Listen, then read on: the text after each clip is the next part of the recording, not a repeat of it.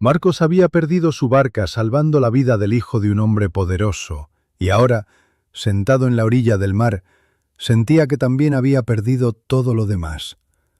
El mismo océano que durante décadas le dio sustento, hoy parecía mirarlo con indiferencia, como si no reconociera los años de trabajo honesto que él le había entregado. Tenía 36 años, las manos endurecidas por la sal y las cuerdas, y una vida construida con esfuerzo que parecía haberse derrumbado en una sola noche. La barca, heredada de su padre, no era solo madera y remaches, era su historia, su dignidad y la única forma de alimentar a su esposa Clara y a su pequeño hijo Tomás, de apenas 6 años. 3 días antes, una tormenta repentina la había tragado sin misericordia, dejándolo no solo sin trabajo, sino con una deuda imposible de pagar. Debía 200 monedas a don Esteban, el dueño del muelle, un hombre conocido por no tener compasión y por aprovecharse de la desgracia ajena. Marcos tenía 7 días para pagar o perdería su casa. Aquella noche, mirando el horizonte, le habló a Dios con la voz rota, preguntándose por qué, después de una vida honesta, parecía recibir solo pruebas. El mar respondió únicamente con el sonido constante de las olas rompiendo en la arena. La tormenta que lo había cambiado todo llegó sin aviso. El cielo se oscureció en minutos, el viento rugió con furia y las olas crecieron como muros de agua. Marcos luchaba por regresar al puerto cuando escuchó un grito agudo y desesperado que no pertenecía al mar. A unos metros, vio una lancha de lujo volcada y en el agua a un niño luchando por no hundirse. Era el hijo de don Julián, el hombre más rico del puerto. No pensó en su barca ni en su vida. Giró el timón y se lanzó hacia el niño, aunque sabía que esa decisión podía costarle todo. Las olas golpeaban con violencia y la madera crujía, pero logró alcanzarlo, lanzarse al agua y sostenerlo mientras el pequeño tragaba sal y lloraba de terror. Con las últimas fuerzas, lo subió a la barca y lo cubrió para protegerlo del viento. Cuando intentó arrancar el motor, una ola gigantesca golpeó de costado y el casco se partió. El agua comenzó a entrar y Marcos entendió que la barca estaba perdida. Tomó al niño, se lanzó al mar con un salvavidas y nadó durante casi 1 hora hasta alcanzar la costa. Exhaustos, ambos cayeron sobre la arena. El niño estaba vivo y eso era lo único que importaba.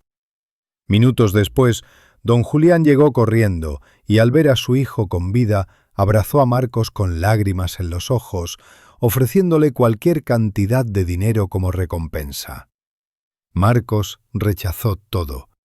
No había salvado al niño por dinero, sino porque era lo correcto, porque sintió que Dios lo había puesto en su camino.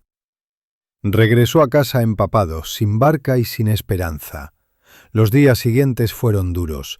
Los vecinos compartían lo poco que tenían, una olla de sopa, un poco de arroz, mientras Marcos pescaba en un viejo kayak prestado, sacando apenas unos cuantos peces al día. Al contar las monedas cada noche, el número apenas cambiaba y la fecha final se acercaba sin piedad. Don Esteban apareció para recordarle la deuda y ofrecerle un trato humillante que lo convertiría en esclavo de por vida. Marcos se negó. Esa noche, arrodillado en la playa bajo las estrellas, le habló a Dios con sinceridad, confesando su miedo y su dolor, pidiendo únicamente poder alimentar a su familia y no perder su hogar. El 7º día llegó. Clara empacaba en silencio y Tomás preguntaba dónde dormirían. Marcos tomó la red y decidió intentarlo una última vez. Remó mar adentro, más lejos que nunca, hasta aguas profundas donde solo iban las grandes embarcaciones. Levantó la red al cielo y puso su destino en manos de Dios antes de lanzarla. Al recogerla, sintió un peso extraño. No eran peces. Entre algas y rocas apareció una ostra gigantesca. Con manos temblorosas la abrió y dentro encontró una perla perfecta, grande, luminosa, imposible.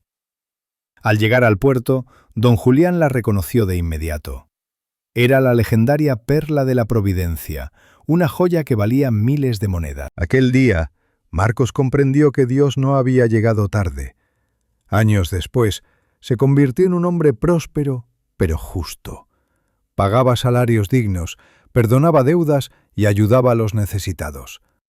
La antigua casa de don Esteban se transformó en un orfanato lleno de vida y esperanza. Un día, mientras enseñaba a su hijo a pescar, el joven le preguntó si había tenido miedo cuando lo perdió todo.